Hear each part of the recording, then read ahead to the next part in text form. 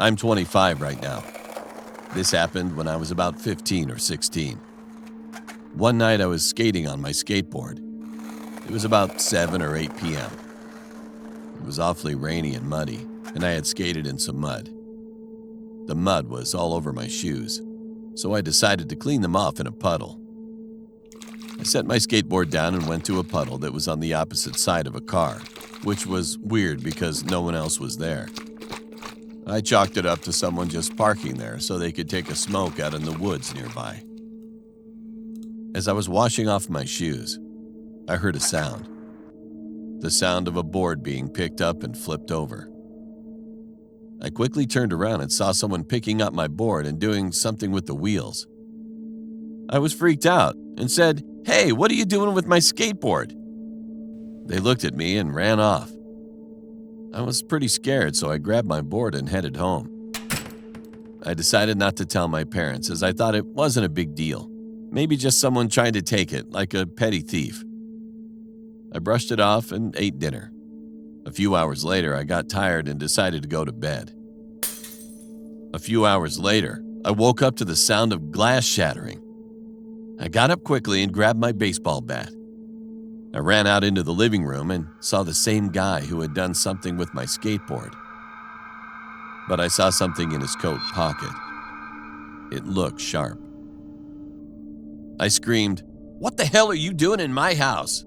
I can call the police, you know." He said, "Oh, but you don't want to do that. I have a knife." I ran upstairs and grabbed my phone and called the cops. 5 minutes later, they showed up. They arrested the man, and one cop came up to me. "Hey, we found him upstairs waiting for you outside your room. Apparently, you put a tracking device on one of the wheels in your skateboard. He was planning to kill you and sell your organs on the deep web." He went to jail, and I never saw him again.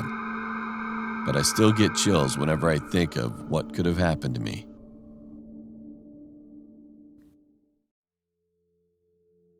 This happened to me 2 years ago, and I still think about it to this day.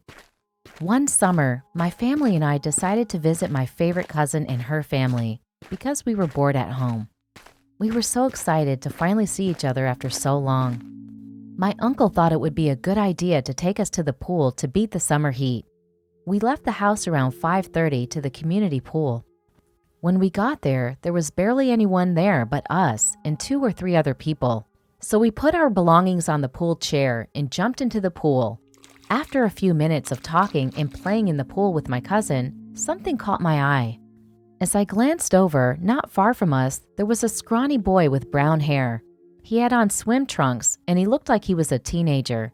I noticed his eyes were red and puffy and his face looked like he was about to cry. I didn't really think much of it and tried to forget about him while I was talking to my cousin, who apparently didn't notice.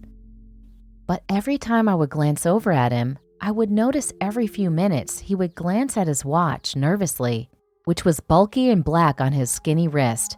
6:42, 6:51, 7:02, 7:13, 7:18.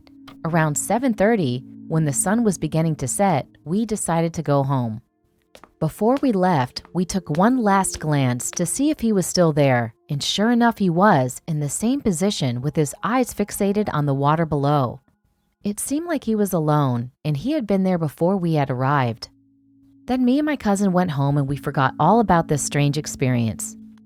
A few days later, we got the news that a teenage boy had taken his own life by drowning in the community pool.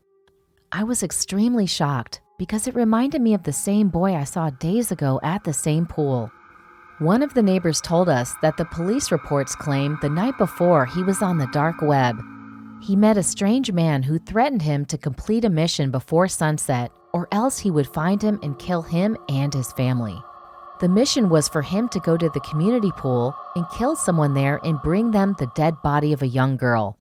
Perplexed and anxious, he decided to sacrifice himself instead. The police couldn't track down the man from the dark web, and I still wonder to this day what would have happened if the boy decided to actually complete the strange man's mission. What if the person he was supposed to kill was me or my cousin?